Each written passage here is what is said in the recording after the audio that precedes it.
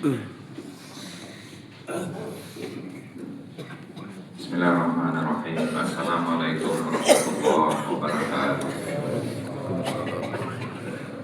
Alhamdulillahilladzi ahyana ba'da ma amatana wa ilaihin nusyur. Nahmaduhu wa nusalli wa nusallim ala sayyidina Muhammadin wa ala alihi wa ashabihi ajma'in.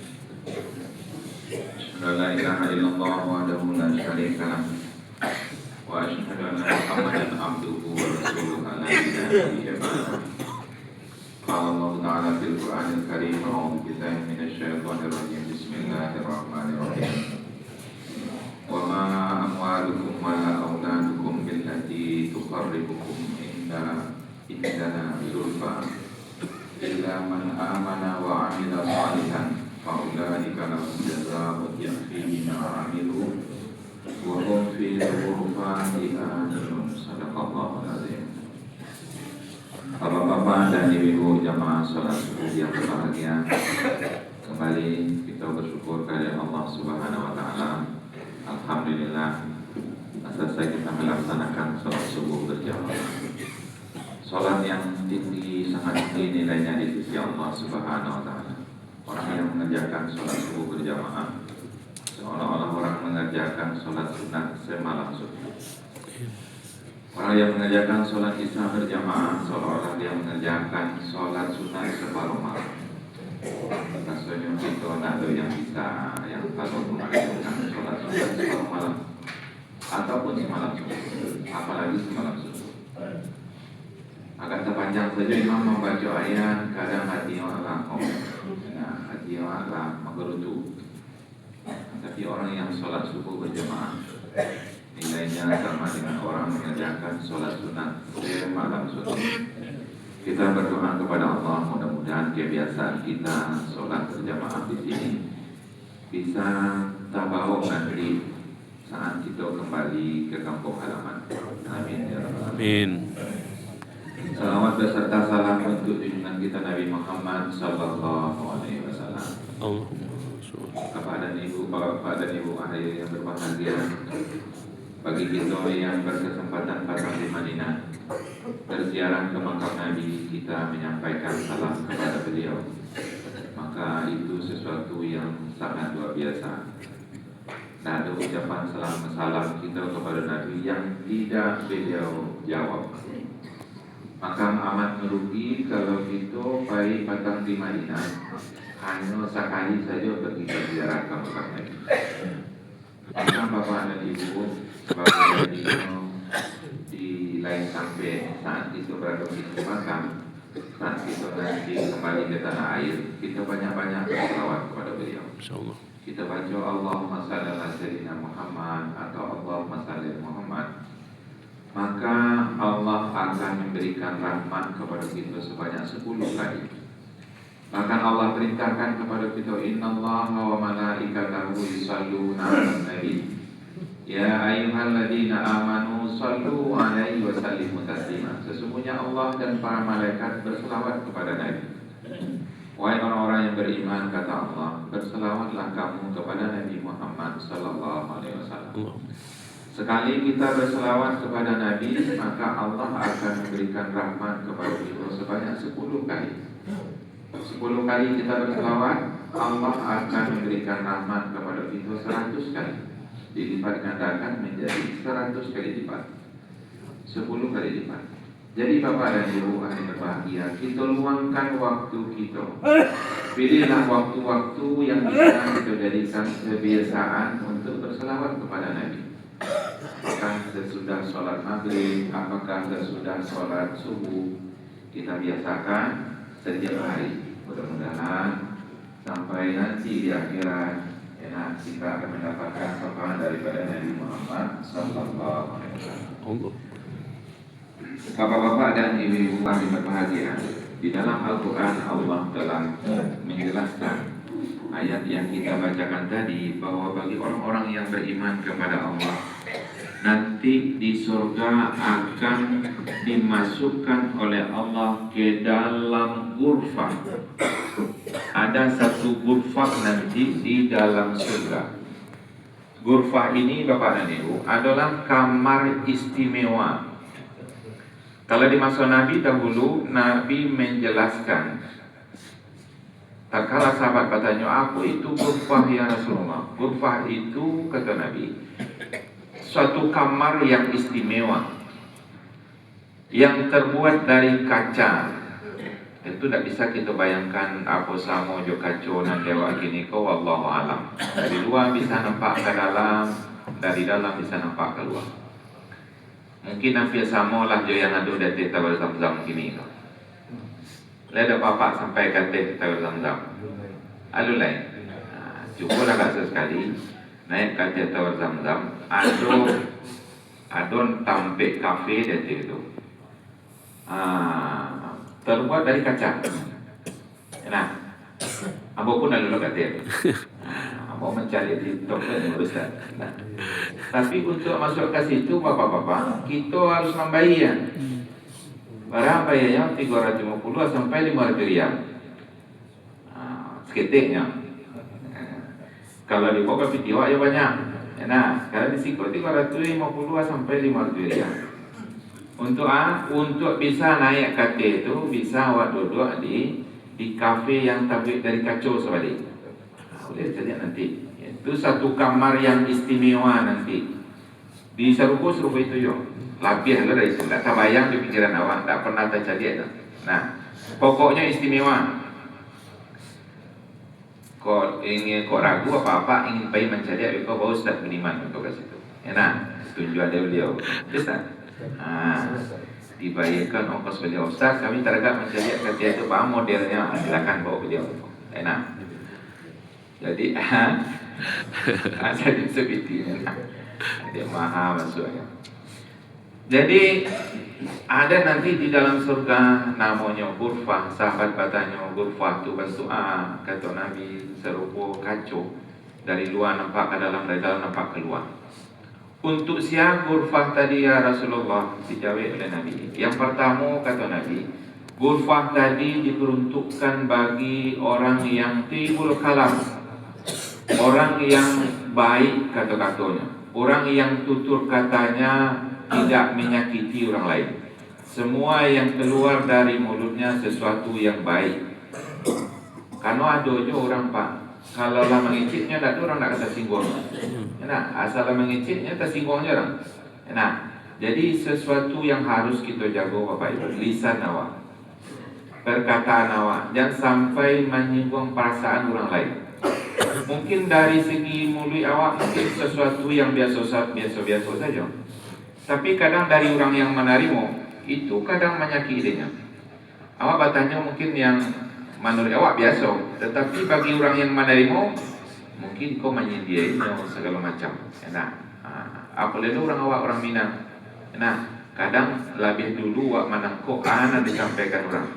Nah, kadang salah menangkuk. Apa dan ini? Jadi kita perlu memperhatikan apa yang kita sampaikan kepada orang. Menjaga lisan, menjaga perkataan, jangan sampai menyakiti orang lain. Hari ini bapak-bapak, ibu-ibu, menjaga perkataan kadang lampi samu itu jadi akhirat gitu. Di akhirat bang, al-yauma naftimu ala afwahihim wa tukallimuna aydihim wa tashhadu arjuluhum bima kanu yaksibun. Di akhirat nanti mulut kita dikunci. Nah, yang bicara mana? Yang bicara tangan awak dan kaki awak yang bicara. Tangan kau bisa bicara, kaki kau bisa bicara. Nah, yang mulut dikunci. Nah, ke situ ditanya oleh. Rupanya dia di dunia kau lah mulai nampak dia. Nah, tidak hanya mulut kita saja yang bicara doh. Jual HP kau bisa awak bicara. Nah, diketik WA, di WA disampaikan ke orang. Nah, dibuat status. Kiranya apa yang kita buat di WA kadang penerimaan orang tak elok, tak rancang. Nah, yang awak sampaikan di WA kadang ditangkap orang tak elok. Awak kalau mau mengirim berita dalam grup kloter terpasuk baca gak 2 kali 3 kali. Tersinggung tak orang dengan kata-kata kau. Kalau tersinggung rasanya peloklah balik. Tersinggung rasanya peloklah balik. Sebabnya kadang penerimaan orang kau macam-macam. Nah, kadang dia sedang masalah je bininya. Nah, dia pasangan kemari. Dia cari pasangan orang mesra aja setiap makan dia jodoh. Ibu dan dia awak tak pernah jodoh dia jadi bini dia. Jadi bapak dan ibu, sesuatu yang kita tulis dengan WA, yang kita buat dalam media sosial, itu sesuatu yang bisa berbicara gitu. Salah-salah kita membuat WA, tak berusaha jawab sama awak saja. Jawab pemerintah bisa saja bermasalah. Jawab pemerintah Arab Saudi pun bisa bermasalah dengan salah-salah awak membuat di media sosial.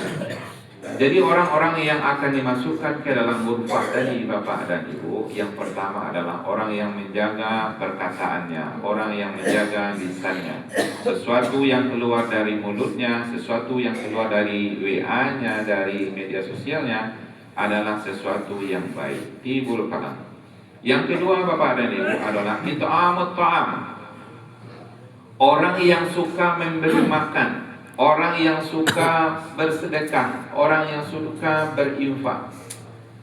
Sebagaimana dahulu sahabat Nabi Muhammad SAW, sahabat-sahabat Nabi adalah orang-orang yang mulia, sehingga Allah memberikan gelar kepada para sahabat Nabi.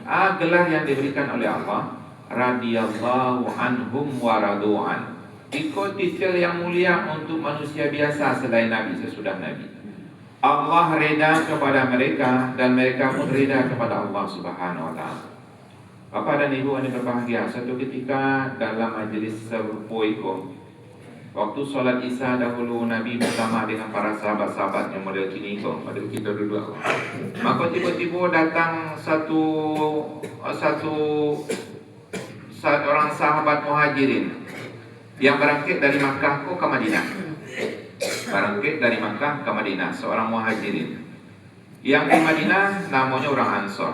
Nah, yang hijrah namanya Muhajirin. Orang yang hijrah dari Makkah ke Madinah. Para jauh perjalanannya bapak-bapak. Nah, kalau kita foto patah mungkin tak kerasoban ada. Tapi bagi sahabat Nabi waktu itu yang berjalan ke situ, itu terasa sangat melelahkan. Sesuatu yang sangat menguras tenaga. Maka sampailah sahabat tadi di majlisnya Nabi. Maka Nabi menengok, mencari sahabat nan hijrah tadi lah dalam keadaan letih, lah dalam keadaan lelah, lah dalam keadaan lapar. Maka ditanyalah di Nabi ke sahabat yang lain, wahai saudara-saudaraku, wahai sahabat-sahabatku, kita kedatangan tamu awak, sahabat ambo dari Makkah. Seorang Muhajirin. Siapa yang bisa magiah tamu ambo ko makan malam ini? Ditanyalah dia Nabi, siapa yang bisa menjamu tamu aku? Maka angkat tangan salah seorang sahabat. Tanpa pikir panjangnya, angkat setangan. Ambo ya Rasulullah, ambo menjamu malam ko. Bapak dan Ibu, akhirnya disuruhlah dia Nabi, silakan dibawa pulang. Dibawalah pulang sahabat tadi yang Muhajirin tadi ke rumahnya. Sampai di rumah bapak dan ibu, setelah suruh tamu tadi duduk, panggilahnya ke belakang ke istrinya. Tanya ke istrinya di dapur, wahai istriku, kita kedatangan tamu Rasulullah.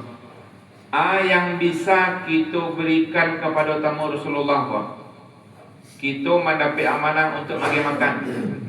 Maka dijawab di bininya, wahai suamiku, yang ada di rumah awak kini hanya sepiring makanan, hanya samangkuk makanan. Sepiring makananku rencananya akan kita makan bertiga. Engkau, ambo, juga anak awak dan surang kau. Itu miskinnya bapak-bapak. Tak ada nak dimakannya deh. Hanya sepiring makanan. Itu pun ditunggu suaminya untuk pulang dulu. Nah, supaya dia bisa makan bersama. Tak ada kita nak semiskin itu gini dah. Nah, akhirnya bapak dan ibu katanya ke istrinya, tak mungkin kita akan menolak tamu Rasulullah. Maka baca rohnya, nanti engkau ketengahkanlah makanan kau, biko puduakan api. Pacarnya pak, dipadamkan api yang itu. Tak model listrik ini dah. Nah, akhirnya ialah ketengahlah makanan tadi, ibu main minuman ke situ. Lantai hidang bapak dan ibu, maka dipadamkanlah api. Lah dalam keadaan gelap lah waktu itu. Akhirnya makanan yang sepiring tadi diajarkanlah ke tamunya tadi. Makanlah tamu tadi dalam gelap-gelap. Dan tuan rumah pura-pura makan saja. Piringnya balago-lago yo, tapi dia nak makan sama sekali. Tak ada makanan. Hanya makanan yang sepiring tadi dimakan dek tamunya tadi.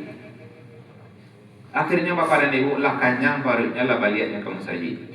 Malam itu suaminya lapar, istrinya lapar, anaknya kelaparan lah malam itu. Demi apa? Demi memuliakan tamu Rasulullah.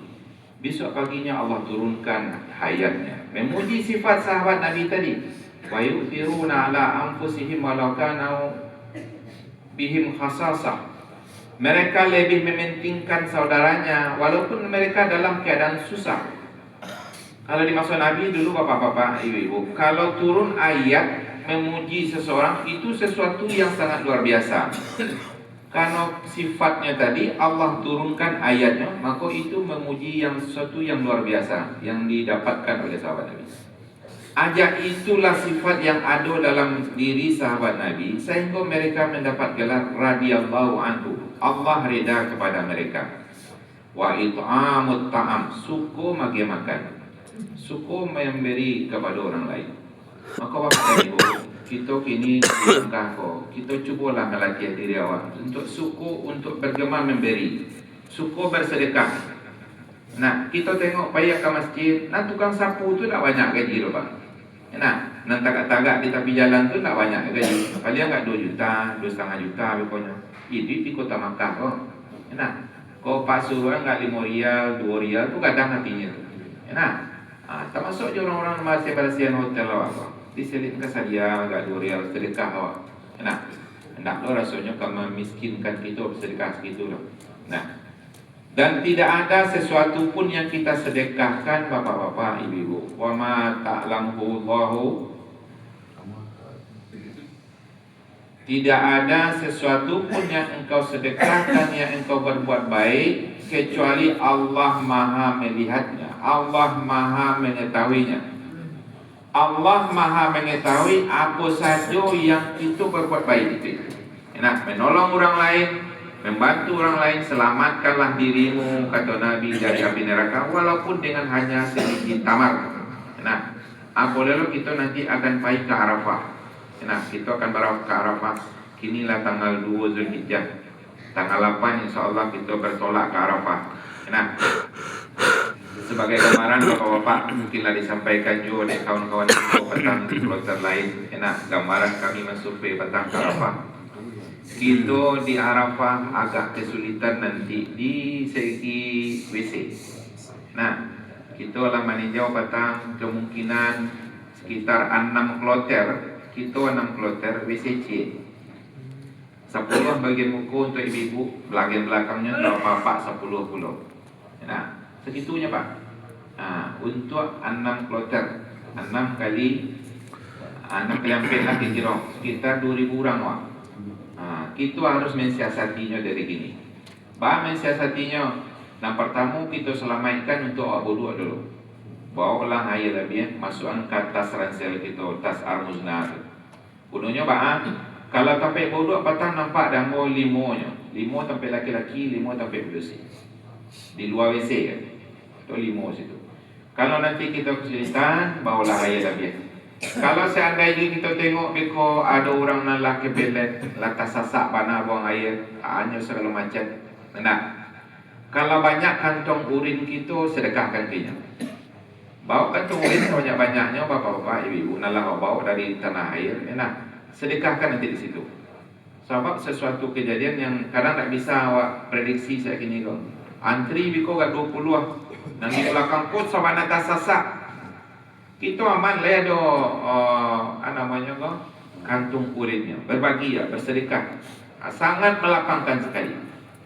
Nah, kalau tak sasaknya biko untuk bawa nak doa air ni bawa antri lamu waktulah dakek sedekah air. Nah, jadi berniat kita bapak-bapak pergi ke Arafah nanti. Nah, banyak-banyak awak bersedekah, kita bantu orang lain. Kalau naik auto diutamakan anggai-gai, nanti tu lah batungkiknya apa ini untuk pak. Enak, barabu je kita itu. Namanan pakai kursi roda, namanan pakai bungke, kita dahulukan itu. Nah, kita bantu. Tak usahlah barabu jangan kayak. Insya Allah sadonya akan tangguh. Sado yang ada di Sikoko akan tabau nanti ke Arafah. Sagalo yang di Arafah akan diusahakan nanti tabau ke Muzdalifah, tabau sampai nanti ke Mina. Nah, cuma lambe jo capeknya sajanya. Tapi kita niatkan tadi Bapak, kita bersedekah. Nah, kita menyumbangkan apa saja yang bisa kita sumbangkan. Saketek bapak dan ibu bersedekah, Allah maha tahu, Allah akan memberi ganjarannya. Tak ada yang kita keluarkan kok selain Allah beri ganjarannya. Ganjarannya banyak cara Allah bagi ganjaran. Enak, bapak bantu di siko. Rupanya biko apa taraga mencium majaraswat. Enak, taraga apa yang mencium majaraswat. Orang lain tak dorong tampak keluar. Apa tak dorong sampai ke muka sekali. Bisa-bisa saja. Allah berkehendak, tak ada yang tak bisa ada. Ada saja kemudahan. Orang lain disuruh pergi ke situ pergi solat. Putar-putar mencari tempat solat di Masjidil Haram. Tiba dapat betul disuruh sekarang. Kau sepak je. Ada tempat itu awak. Ada saja kemudahan nanti. Tapi yakin Bapak dan Ibu, yang kita sedekahkan, kita yang pastikan itu karena Allah Subhanahu Wa Taala.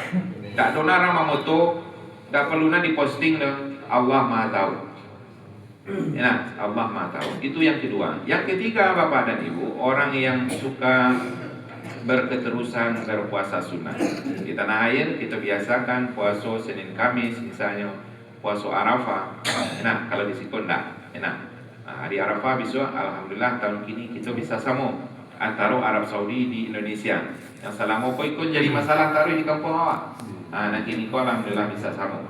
Tanggal 9 Zulhijjah sama dengan di kampung, dan di kampung pun bisa berpuasa nanti dengan tanam nanti pada hari Arafah.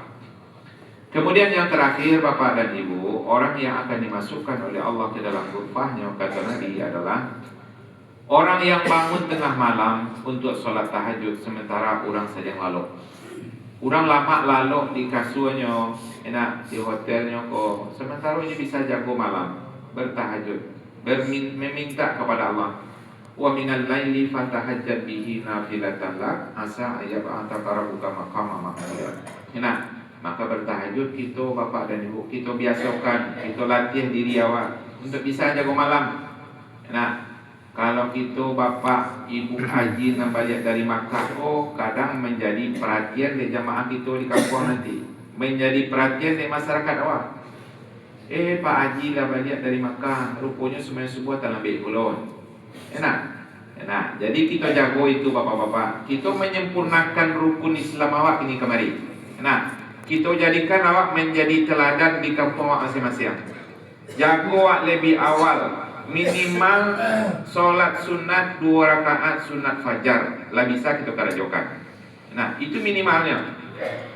Kemudian solat subuh berjamaah. Kita usahakan bisa solat tahajud malam. Kok jago jam setengah 4, jago jam 3, jago jam 4 sebelum subuh laksanakan solat tahajud 2 rakaat, 4 rakaat, 8 rakaat, tutup witir. Nah, kita biasakan itu Bapak-bapak, Ibu. Kalau seandainya sesuatu nalah biasa keparayokan risiko, mudah-mudahan nanti di kampung halaman itu menjadi suatu kebiasaan.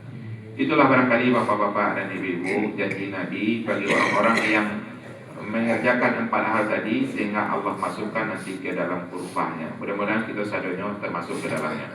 Demikian Bapak dan Ibu, lebih kurang mohon maaf. Subhanallah bihamdihi subhanakallahumma bihamdika asyhadu an la ilaha illa anta astaghfiruka wa atubu ilaik. Assalamualaikum warahmatullahi wabarakatuh.